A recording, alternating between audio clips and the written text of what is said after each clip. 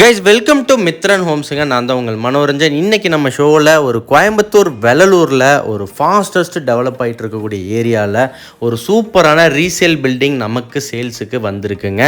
தெற்கு பார்த்த சைட்டில் கிழக்க வாசல் வச்சு சூப்பராக பார்த்திங்கன்னா ஒரு 3 BHK கன்ஸ்ட்ரக்ஷன் பண்ணி கிட்டத்தட்ட ஒரு 5-6 வருஷம் இருக்குங்க.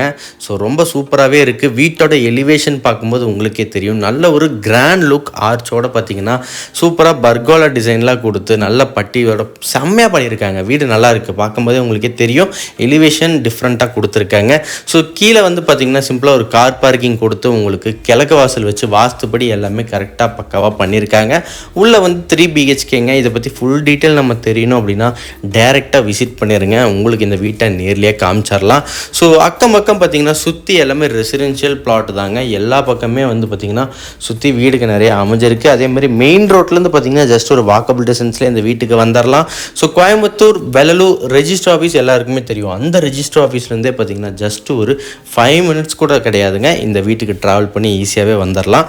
ஸோ இந்த வீட்டிலேருந்து பார்த்திங்கன்னா கோயம்புத்தூர் வெள்ளலூர்லேருந்து LNT பைபாஸ்க்கு ஜஸ்ட் ஒரு 1.5 கிலோமீட்டர் தாங்க. கோயம்புத்தூர் LNT பைபாஸ் இன்றைக்கி ரொம்ப சூப்பராகவே டெவலப் ஆகிட்டு இருக்குங்க.